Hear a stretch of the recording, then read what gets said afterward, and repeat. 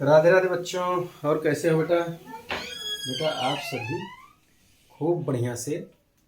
आज जो है हम लोग सिक्स का गणित विषय का 3.5 का पहला सवाल देखते हैं।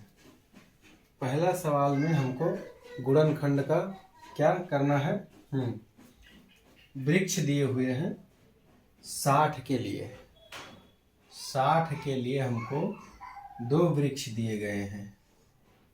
एक दिया गया है इस भांति, इसकी शाखाएं निकाल दी गई हैं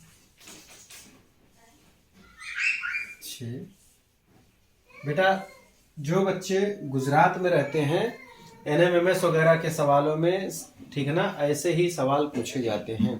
8वीं में जो नेशनल मीन्स मेरिट स्कॉलरशिप का जो एग्ज़ाम होता है उसमें ऐसे ही सवाल बनते हैं बेटा।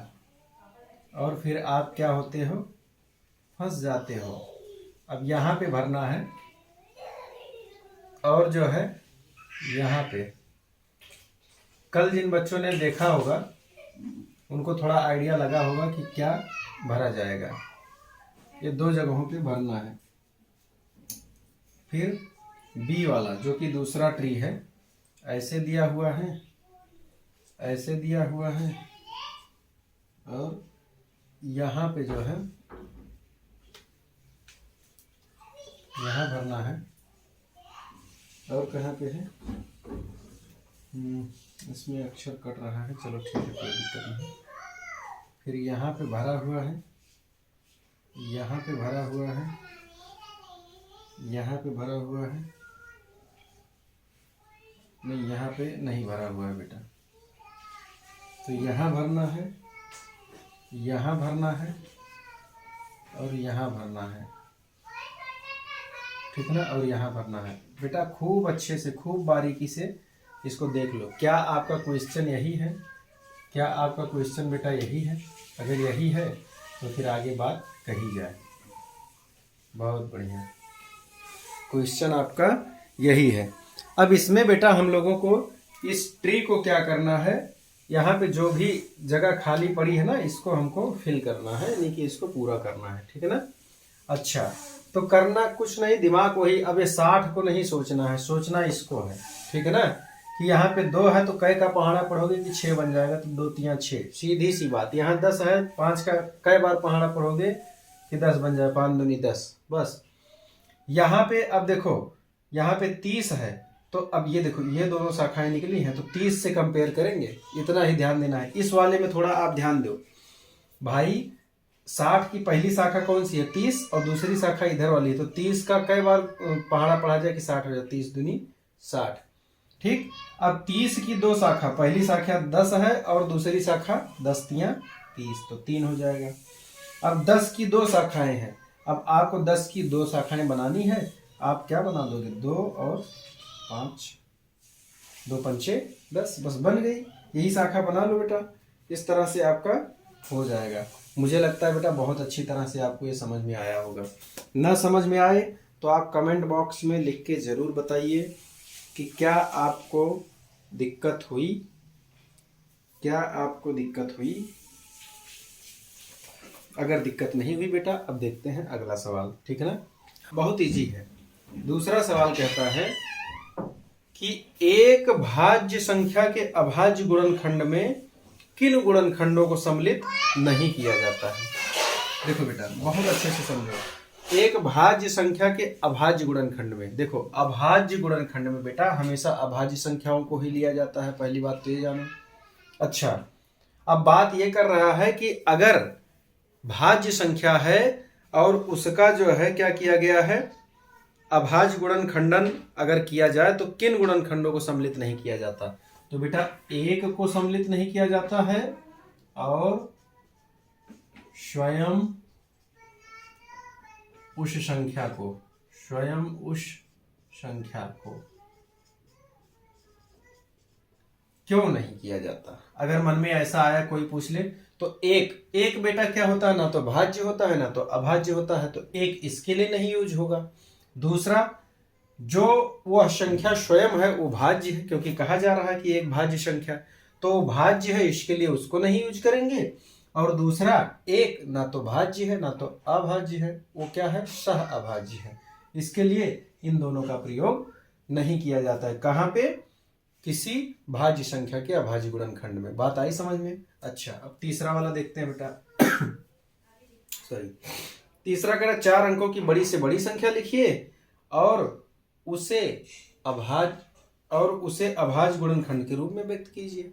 तो देखो, बड़ी संख्या किसकी, 4 अंकों की, 4 अंकों की बड़ी संख्या, ये क्या होती है पहले से ही आपको पता होगा। हाँ बेटा, हाँ अभी बाद में मंगाता हूँ। अच्छा, अब 4 अंकों की बड़ी संख्या यही होती है 9999। अब इसका हम लोग क्या करेंगे बेटा, अभाज्य गुणनखंड निकालना है। कह रहा है कि अभाज्य गुणनखंड के रूप में व्यक्त भी करना है। तो अब अभाज्य गुणनखंड के लिए सबसे पहला रूल आप जानो, अभाज्य संख्याओं से ही क्या करते हैं, भाग देते हैं। 2 से काटो, 3 से काटो, 4 से काटो। 4 से काटोगे ना, क्यों? क्योंकि अभाज्य संख्या नहीं है, 4 एक भाज्य संख्या है। तो अभाज्य संख्या है कौन कौन सी, 2, 3, 5, 7, 11, 13, इस तरह से, ठीक है ना। तो ये सीधा देखने में पता चल रहा है कि क्या होगा, 2 से तो कटने वाला है नहीं, तो 3 से ही काटो। तो 3 तिया 9, 3 तिया 9, 3 तिया 9, 3 तिया 9, ये इस तरह से कट गया। फिर आप एक बार 3 से काट के देखो, 3 एक कम, 3 एक कम, 3 एक कम, 3 एक कम, इस तरह से। अब ये 3 से तो नहीं कटने वाला है किसी कीमत पे। अब आप दिमाग लगाओ बेटा कि ये किससे कटेगा। अब ये 3 से कटने वाला नहीं है। कोई बच्चा बताए कि ये किससे कटेगा, फटाफट बताओ, फटाफट बेटा। आया समझ में बच्चों? बेटा देखो, एक तो हमको ये समझ में आ रहा है कि 11 और 11 है, तो मतलब 11 से कटने की संभावना, पॉसिबिलिटी दिख रही है। और ऐसे भी आप जो है थोड़ा सा दिमाग लगाओ कि 11 से कटेगी कि नहीं कटेगी। रूल, इन दोनों को और इन दोनों को जोड़ो तो 1 1 2, 1 1 2, और दोनों को घटाओ तो 0 आता है, मतलब 11 से तो पक्का कटने ही वाला है। अब इसको 11 से काटो बेटा, तो 11 से जब आप भाग दोगे तो इसका उत्तर कितना आएगा, 101। कितना आएगा बेटा, 101। तो इसके लिए मैं कह रहा था बेटा कि कटने का जो रूल पढ़ाया गया, 2 से 3 से 4 से 5 से 6 से 7 से 8 से 9 से 10 से 11 से 12 से, मतलब जो भी है 11 तक का रूल मैंने बताया है।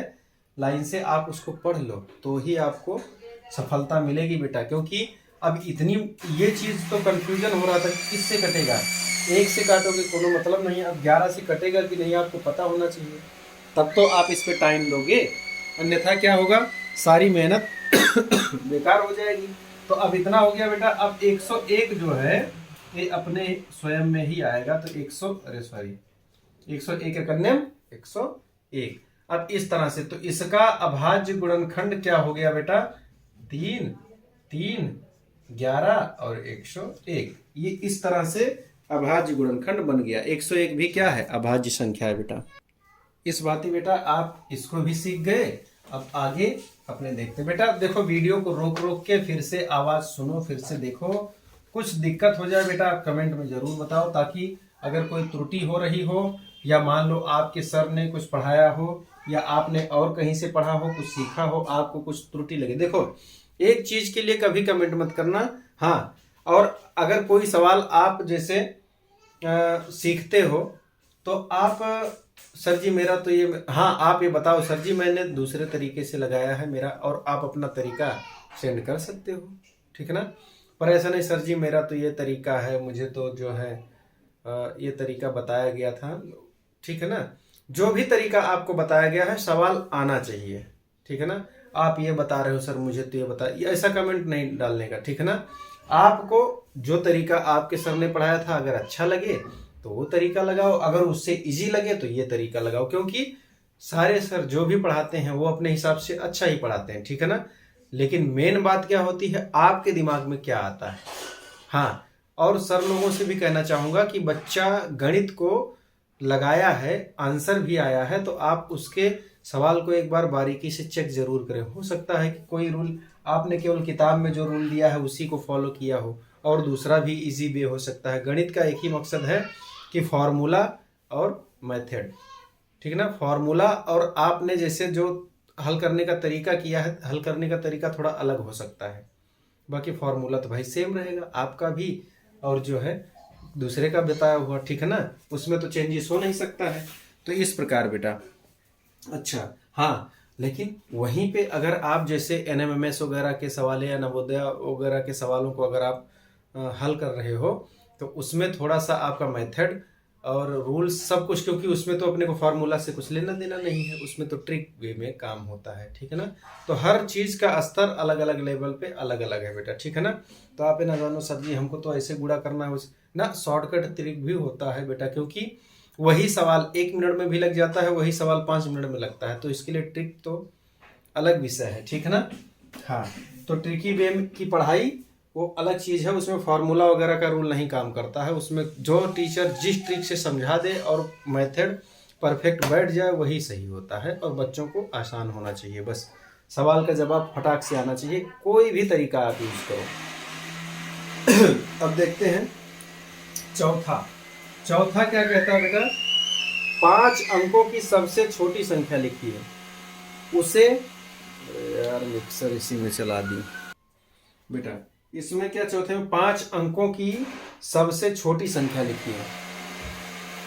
अच्छा, सबसे छोटी संख्या, और उसे यानी कि जैसे उसमें पहले बड़ी था और इसमें क्या है छोटी संख्या, तो 5 अंकों की छोटी संख्या, तो 5 अंकों की छोटी संख्या। यार बहुत गजब समय पे मसाला पीस रही हैं। 5 अंकों की छोटी संख्या बेटा क्या होगा, बस मान के चलो सबसे, देखो अगर छोटी संख्या में देखा जाए तो 1 के बाद 4 जीरो लगा दो, 5 अंक बन गया, सीधी सी बात है।